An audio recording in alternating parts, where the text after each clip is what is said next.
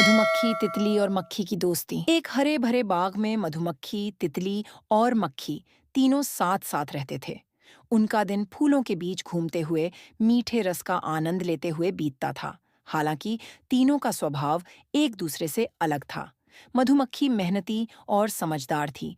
तितली को अपनी सुंदरता पर बहुत गर्व था और मक्खी को जहां भी गंदगी मिलती वह वहीं मंडराने लगती। एक दिन तीनों दोस्त आपस में बातचीत कर रहे थे।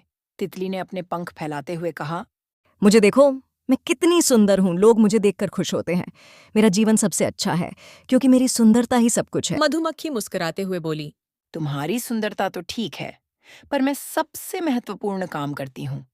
मैं फूलों से पराग इकट्ठा करती हूँ और शहद बनाती हूँ, जिससे न केवल हमें फायदा होता है, बल्कि इंसानों को भी बहुत लाभ होता है।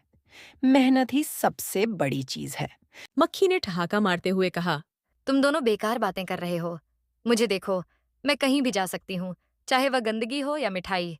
मेरा कोई नियम नहीं, मैं स्वतंत्र हूँ और जहाँ चाहूँ वहाँ घूमती हूँ। यही असली मजा है। तीनों अपने अपने काम और जीवन को सबसे अच्छा मान रहे थे। तभी अचानक तेज आंधी आई। पेड़ झूमने लगे, फूल इधर उधर बिखर गए और सभी को कहीं न कहीं छिपना पड़ा।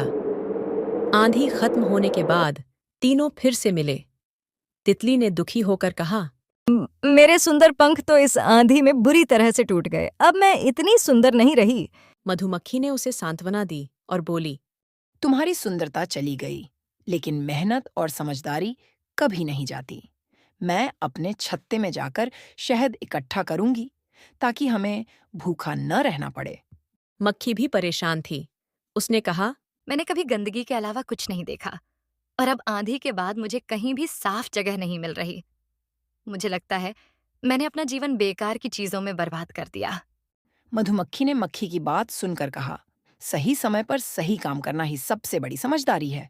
अब भी देर नहीं हुई है। मेहनत और सफाई का महत्व समझो और जीवन में कुछ अच्छा करने की कोशिश करो। तीनों ने एक दूसरे से सीखा और फिर साथ मिलकर मेहनत और समझदारी से काम करने का निश्चय किया। तितली ने अब अपने पंखों की सुंदरता पर गर्व करना छोड़ दिया। मक्खी ने गंदगी में रहना बंद कर दिया और मधुमक्खी के नेतृत्व में सभी ने मिलकर बाग को और सुंदर और खुशहाल बना दिया। कहानी की सीख। सच्ची सुंदरता दिखावे में नहीं, बल्कि मेहनत, समझदारी और अच्छे कार्यों में होती है। मेहनत से ही जीवन में सफलता और संतुष्टि मिलती है।